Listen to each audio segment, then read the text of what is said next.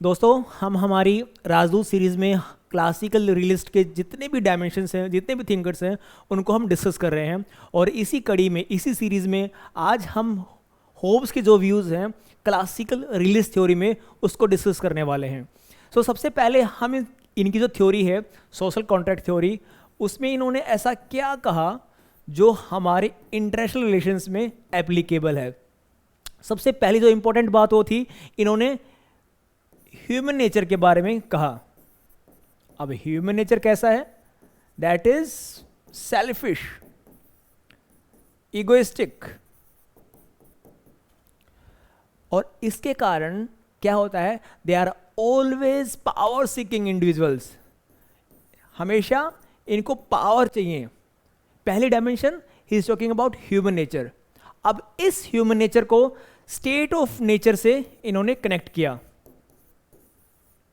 अब ये state of nature क्या है? स्टेट ऑफ नेचर का मतलब जहां पे कोई भी गवर्नमेंट नहीं है जो इनके बिहेवियर को रेगुलेट कर सके। Everyone is selfish, everyone is power seeking. और अगर आपके पास पावर है तभी आप सस्टेन कर सकते हो। लेकिन स्टेट ऑफ नेचर का इशू क्या है कि यहां पे कोई भी पावर, कोई भी रेगुलेटिंग पावर ना होने के कारण जितनी भी पावर आप ले लो उतनी ही इनसफिशिएंट है। उस पावर को मेंटेन करने के लिए आपको और पावर चाहिए, उस पावर को मेंटेन करने के लिए आपको और पावर चाहिए, और इससे क्या होगा? एक वीसी साइकिल बन जाएगी। तो ये बहुत कॉन्फ्लिक्ट की सिचुएशन है। कौन सी? स्टेट ऑफ नेचर की।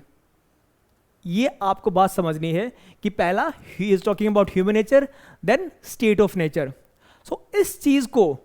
इस चीज से बचने के लिए ये सोशल कॉन्ट्रैक्ट की थ्योरी लेके आते हैं, जिसके अंदर कहते हैं कि everyone is going to decide कि चलो ठीक है, we are creating one particular entity that is called state, और वो स्टेट हमारी सर्वाइवल को इंश्योर करेगा, हमारी सेफ्टी और सिक्योरिटी को इंश्योर करेगा। We are surrendering all our rights, हम हमारे सारे राइट्स हम सरेंडर कर देंगे स्टेट को, लेकिन स्टेट को हमारे सर्वाइवल इंश्योर करना पड़ेगा। ये सबसे बड़ी इंपॉर्टेंट कंडीशन थी। ये है एसेंस होब्स का। इसको हम आईआर पे अप्लाई करेंगे कि कैसे आईआर के अंदर इस थ्योरी को हम एप्लीकेबल कर सकते हैं, और यहाँ से क्लासिकल रियलिज्म कैसे अपने क्रिटिकल एजम्पशंस को निकाल के लेके आता है। अब इसको कंटेम्प्रेरी डेवलपमेंट से इससे इंटरलिंक करें तो ये जो तस्वीर आप पीछे देख पा रहे हैं, ये गाजा की जो भी प्रिवेलिंग सिचुएशन है उससे रिलेटेड है। और जो भी फ़लस्तीन के जितने भी इश्यूज़ हैं, सबसे क्रिटिकल है कि फ़लस्तीन को स्टेट का दर्जा दिया ही नहीं गया है। यहाँ पे कोट है होब्स की। होब्स कहते हैं state is essential for good life of citizens. अगर आपको गुड लाइफ एंजॉय करनी है तो you have to have state. State is association you need to create. Otherwise क्या होगा कि आपकी लाइफ होगी वो सोलेटरी होगी, पुअर होगी, नेस्टी होगी, ब्रूटिश होगी और शॉर्ट होगी। सो this is what he is talking about. अगर स्टेट में ही नहीं हो तो आपकी ये हालत हो जाएगी, आप कटोरे लेके ऐसे खड़े रहोगे और आपकी जो दयनीय स्थिति होगी उसकी हम कल्पना नहीं कर सकते। So it is a state which is going to ensure your safety and security. अब इसको अगर हम इंटरनेशनल रिलेशंस पे अप्लाई करते हैं तो इसका एसेंस ये आता है कि भाई देखो, डोमेस्टिक स्पीयर में तो ये चीज अप्लाई हो गई कि हमारे पास स्टेट आ गया,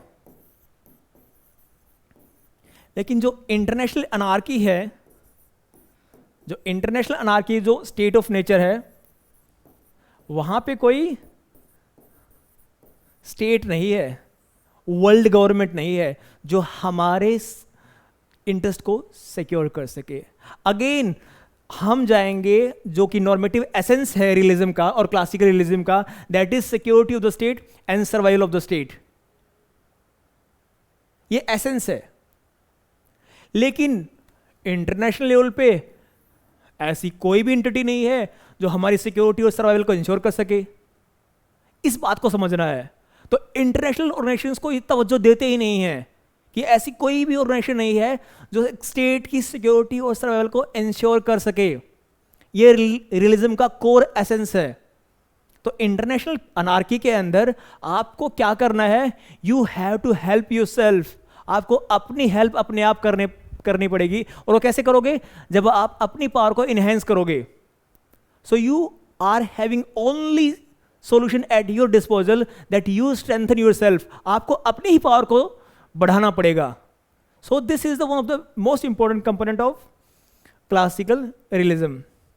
अब यहाँ पे इस बात को समझिए कि ये जो स्टेट ऑफ अनार्की है इंटरनेशनल रिलेशंस के अंदर, इसका क्या इफेक्ट पड़ने वाला है. सबसे पहली बात, यहाँ पे रियलिस्ट एज्यूम करके चल रहे हैं कि ये जो कंडीशन है अनार्की की, यहाँ पे एक्चुअल और पोटेंशियल वार कभी भी हो सकती है. वार की सिचुएशन हमेशा रहेगी. जो पीस की आप बात कर रहे हो, इंटरनेशनल पीस की आप बात कर रहे हो कि पीस की सिचुएशन होगी, ऐसा बिल्कुल नहीं है. ये इल्यूजन है. तो there is always chances for war, चाहे वो एक्चुअल या फिर पोटेंशियल हो, वॉर हो सकती है. ऐसी सिचुएशन हमेशा बनी रहेगी अगर क्या international state of anarchy prevailing है. उसके बाद जो भी सॉवरेन स्टेट हैं उनके बीच कभी भी परमानेंट पीस होगी ही नहीं. क्यों नहीं होगी? जो हमने ह्यूमन नेचर देखा था,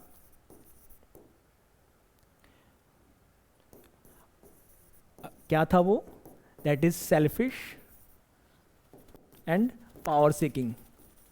अब वही बिहेवियर स्टेट के रूप में मैग्नीफाई होगा. इस बात को आपको समझना है. हर एक थ्योरी में पहले हम ह्यूमन नेचर से स्टार्ट करेंगे और उसके बाद स्टेट के ऊपर वो मैग्नीफाइड रूप में हमको दिखाई देगा. जो स्टेट लीडर हैं उनके बिहेवियर में, उनके डिसीजन मेकिंग में ये पर्टिकुलर डायमेंशंस हमको रिफ्लेक्ट होगी. इसी बात को लिंक करना है.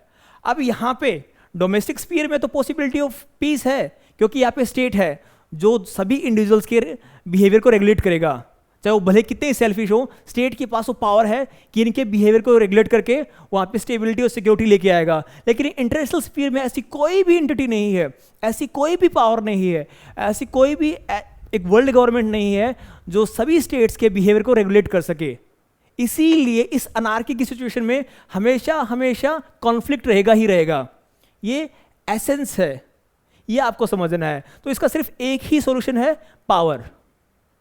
तो इसीलिए जो आइडिया है रियलिज्म का, जो क्लासिकल रियलिज्म का पर से, यहाँ पे एक ही एसेंस है कि सिर्फ आपको अपनी पावर सेल्फ हेल्प ही बता सकती है. और इस पर्टिकुलर चीज को हम पावर पॉलिटिक्स ही बोलते हैं. जो रियलिज्म की थ्योरी है, it is power politics theory. कि आपको अपनी पावर स्ट्रेंथन करनी है, आपको अपनी पावर मैक्सिमाइज करनी है, आपको अपनी पावर को बढ़ाना है, तभी आप अपनी नेशनल सिक्योरिटी को इंश्योर कर सकते हैं, तभी आप अपनी स्टेट को सिक्योर कर सकते हैं इंटरनेशनल अनार्की के अंदर. फाइन. तो सभी स्टेट हैं, उनकी अपनी अपनी रिस्पेक्टिव पावर्स हैं. और अगर आपको इंटरनेशनल स्फीयर में अपने आप को इंश्योर करना है, अपनी सेफ्टी और सर्वाइवल को, तो आपको अपनी पावर को इन्हेंस करना पड़ेगा. चाहे आप छोटे से छोटे कंट्री क्यों ना हो, चाहे नॉर्थ कोरिया हो, चाहे आप चाइना हो, you have to enhance your power. So उसी डायमेंशन को आप यहाँ पे लिंक कर सकते हैं. जैसे कि North Korea to boost nuclear arsenal and conventional military.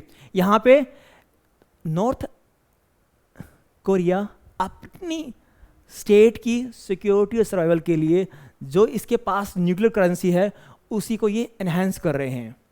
और यहाँ पे जी display China military prowess as Russia North Korea leaders watch on. इन दोनों का एसेंस यही है. अगर आप ये आर्टिकल पढ़ेंगे, इन दोनों का एसेंस यही है. और आप ये कोट भी कर सकते हैं. जब आप एग्जाम्पल्स लिखें, आप जो एजम्पशंस लिखने के बाद लिख सकते हैं कि कैसे नॉर्थ कोरिया अपनी डिप्लोमेटिक आउटरीच को बढ़ाने के लिए अपनी न्यूक्लियराइजेशन के ऊपर ज़्यादा फोकस करता है. They are using their nuclear power as a currency, as a diplomatic currency. तो इन चीज़ों को, इन डायमेंशंस को आपको अपने आंसर के अंदर इंटीग्रेट करना है. यही हमारी जो राजदूत 150 सीरीज का ऑब्जेक्टिव है कि कैसे आप थ्योरी को क्लियरली समझने के बाद उसको करंट डेवलपमेंट से लिंक कर पाए. आप उसी लेंसेज से, अगर आप रियलिज्म की तरह देख रहे हो, तो यहाँ से वो चीज़ें आइडेंटिफाई कर लोगे जो कि रियलिस्ट कहते हैं. यही हमारा एसेंस है कि थ्योरी के हर डायमेंशन को अलग अलग तरीके से क्लियरली समझें और उसको अप्लाई करें with respect to these development. और इन चीज़ों को समझने के बाद आपको करना क्या है? आपको छोटे छोटे पैराग्राफ्स लिखने हैं जिससे आपको एक राइटिंग का फ्लेयर डेवलप हो. आप ये मत सोचना कि मैं 4 महीने 5 महीने बाद जाके आंसर लिखना स्टार्ट करूंगा, नहीं, every single day you should write. और तब क्या होगा, एक ब्यूटीफुल ट्रांसलेशन होगी जहाँ पे आप थ्योरी भी अच्छे से समझ पाओगे और उसके साथ में आप IR की जितने भी डेवलपमेंट है उसको अपने आंसर के अंदर इंटीग्रेट कर पाओगे as an examples. So this is how we are moving in our Razu series. I hope you are enjoying the series. Thank you, dear friends. Thank you so much.